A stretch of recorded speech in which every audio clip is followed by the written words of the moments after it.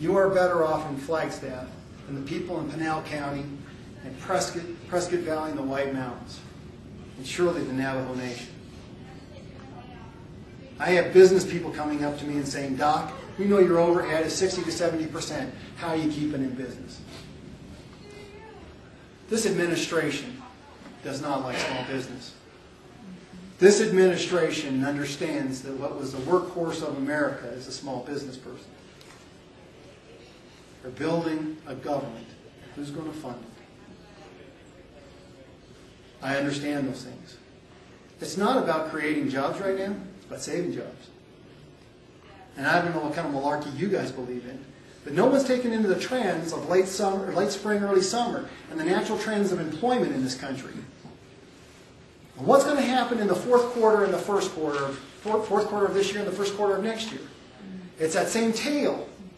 Because it's not permanent jobs, they're small jobs, they're intermittent jobs. These are not full-time jobs, folks. When they start laying off census workers. What's that? When they start laying off these census workers. There you go. There you go. And where did that stimulus money go?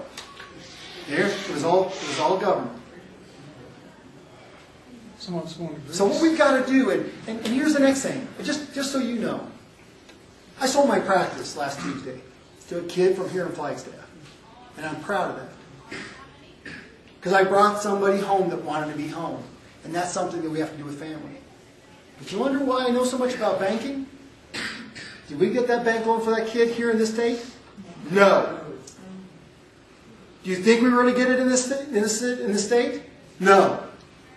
Do you think we could have got it anywhere else in the country? Absolutely no. Guess how we got it? Through a benefit through the American Dental Association. What did Thomas Jefferson tell us about his biggest worry, and he argued incessantly about it, was government take over the banks. You darn right. And let me ask you about the charade with Goldman Sachs. Is anybody behind that charade? Let me give you some information.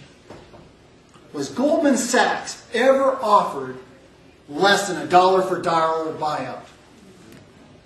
No. How absurd. Was any other bank given the same thing? No. In fact, the Citigroup, which was a small business bank, were they even allowed to offer shares? No. That's a shame. Shame. You know, we have to start looking at things from a historical viewpoint. And there's countless people that have said, if you're not a disciple and understand and look and review history, you become a product of history. It repeats itself. Here we go again. Tell me what was different between this era and Teddy Roosevelt. A central bank was Stanton. And many of the moves that happened during that time, most people credit for him putting off the Great Depression. We've got to come with some more innovation.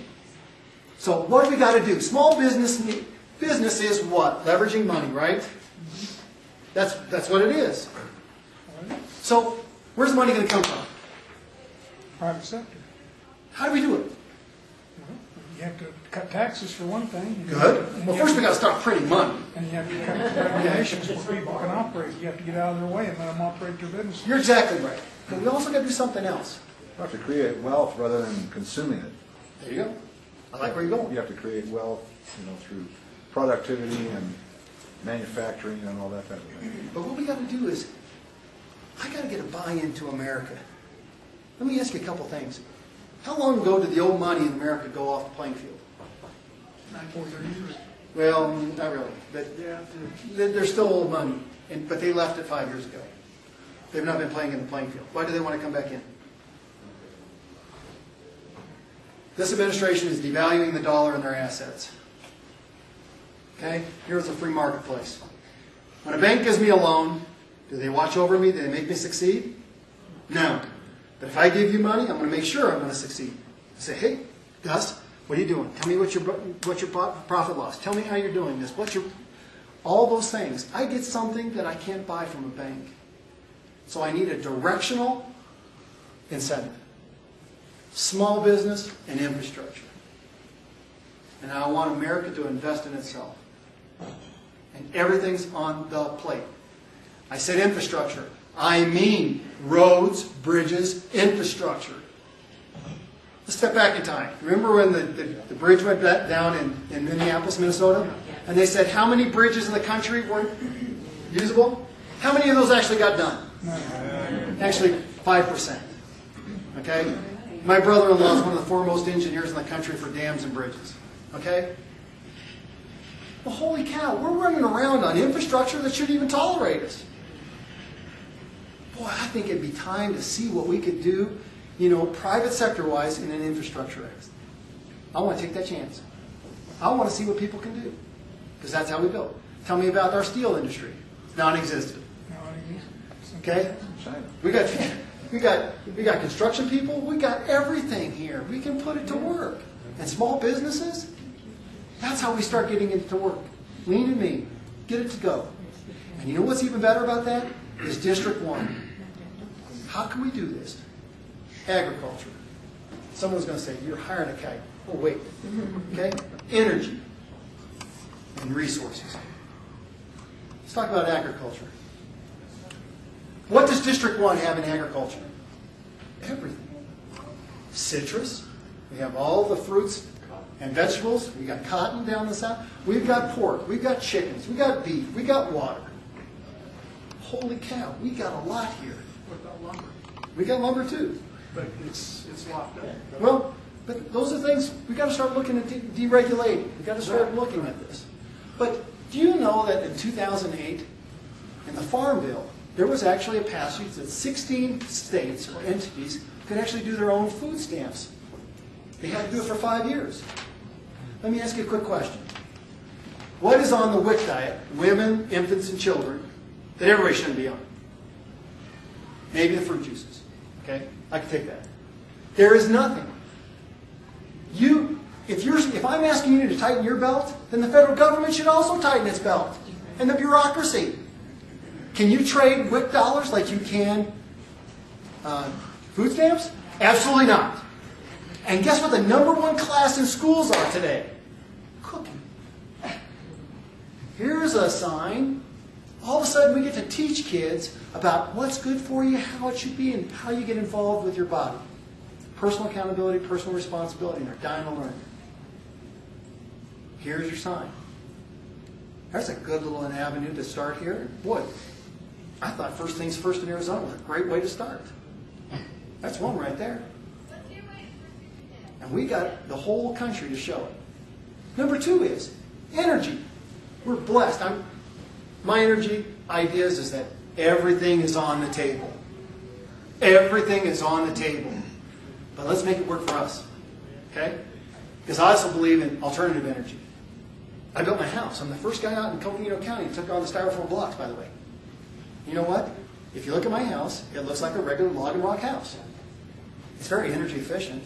It stays very cool in the summer and very warm in the winter.